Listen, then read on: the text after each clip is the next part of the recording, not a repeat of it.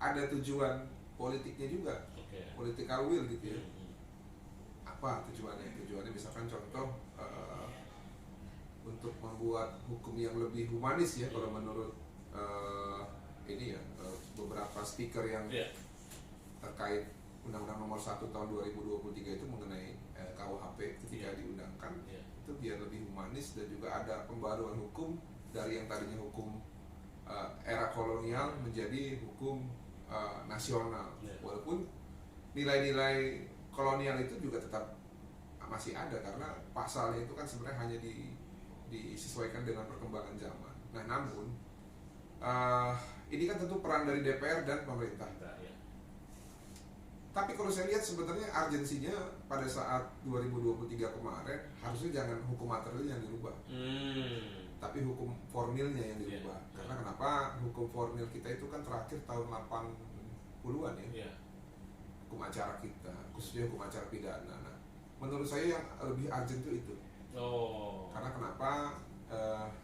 Supaya ada nilai-nilai hak asasi manusia yang bisa dimasukkan ke dalam hukum acara kita. Sebagai contoh begini, dulu di tahun 80-an itu kan rezim yang berkuasa adalah rezim yang dianggap oleh masa saat ini adalah otoriter.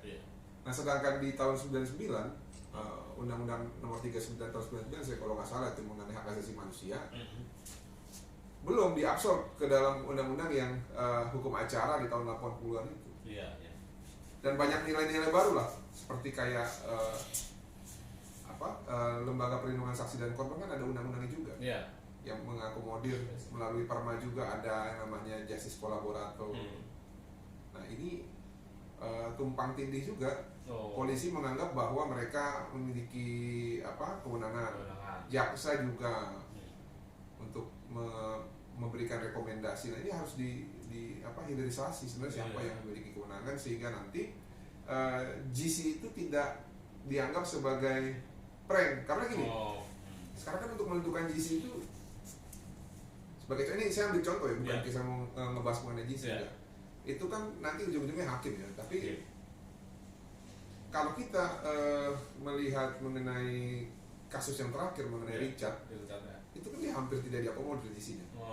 Ketika jaksa menganggap bahwa pelaku utama tidak bisa menjadi GC, padahal menurut tafsir kita apa yang disebut dengan pelaku utama dalam pembunuhan berencana itu adalah aktor intelektual, bukan pelaksana ataupun dader gitu ya.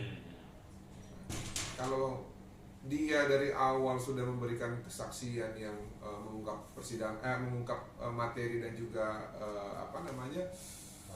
kasus menjadi terang benderang, terus tiba-tiba di akhir ternyata salah satu penegak hukum tidak mengakomodir, ini kan menjadi suatu hal yang menjadi ketidakpastian hukum. Makanya menurut saya itu salah satu contoh hukum acara yang ada baiknya ya, apabila tadinya itu menjadi skala prioritas. Tapi saya bukan bilang KUHP buruk juga ya, enggak.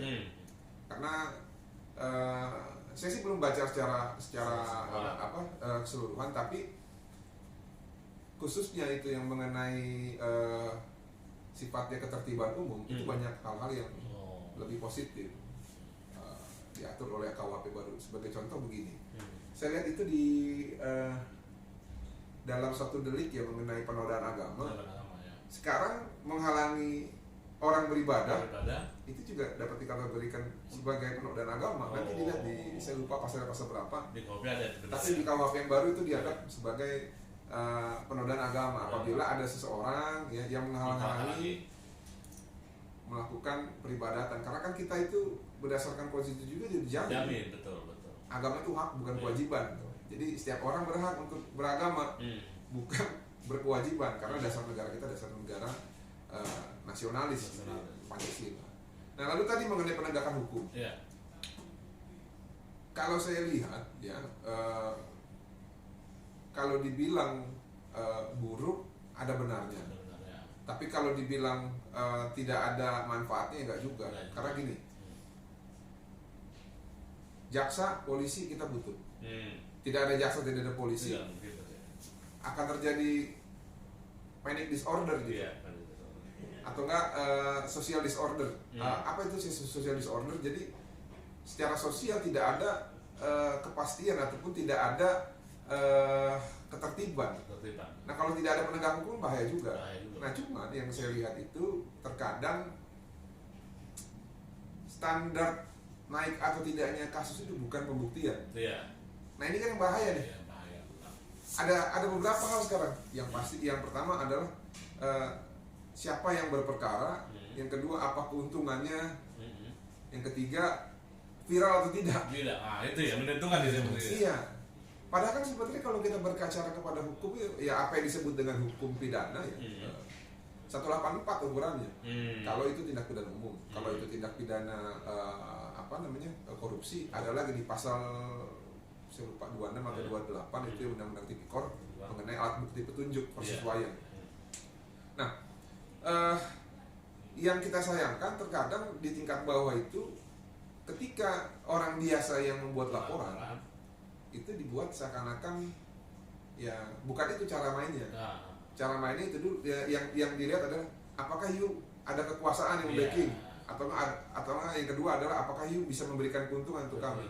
Nah oknum-oknum di bawah ini dari para penegak hukum seringkali mempermainkan masyarakat ataupun para pencari keadilan sehingga masyarakat itu menjadi apatis terhadap hukum. Nah tapi sekarang ada timbul barang baru nih, viral ini. Nah inilah sebenarnya vitamin yang bisa digunakan oleh masyarakat kalau tidak punya kekuasaan dan tidak punya uang. Ini lazim ini, nanti tanya aja. Terlalu banyak oknum, ya saya juga bingung juga karena kadang bilang oknum, ya kalau nggak bilang oknum nanti kita dilaporin. Nah tapi ya sudahlah, saya menghargai yang lain, makanya saya awalnya dengan oknum supaya tidak bermasalah. Makanya saya bilang pentingnya pengawasan ya kepada para penegak hukum ini supaya bisa bekerja itu sesuai dengan sumpah jabatan. Sebagai contoh begini, kita ada yang namanya Kompolnas, tapi ujung-ujungnya output dari pekerjaan mereka hanya rekomendasi. Nah itu nggak ada punya hak. Sama, Komjak juga begitu. Saya itu pernah diskusi sama bekas-bekas Kajati di salah satu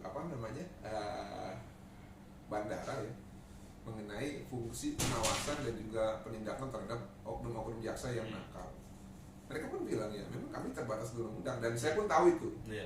Jangan sampai kita berpikir begini, ada barang pengawasan tapi dianggap memiliki kewenangan tapi sebenarnya secara undang-undang tidak memiliki kewenangan. Nah makanya menurut saya ya kalau kita mau hukum ini baik, yang pasti pertama pemimpinnya harus memberikan contoh. Kan pemimpin bukan cuma satu nih. Pemimpin kan ada banyak. Ada pemimpin di eksekutif, ada pemimpin di legislatif. Nah ini mereka harus kasih contoh bahwa mereka adalah pemimpin yang taat konstitusi, bukan yang menggunakan jabatan untuk kepentingannya mereka.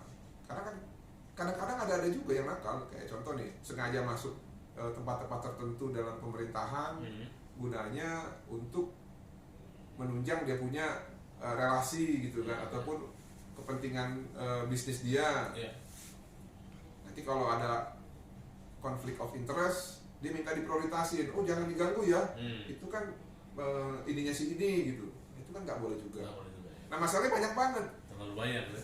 Tapi ya itu dia tadi, saya tidak membenarkan ya harus viral ya, enggak. Tapi karena saat ini itu satu opsi yang ada bagi masyarakat dalam mencari keadilan ataupun mendapatkan keadilan itu adalah viral ya.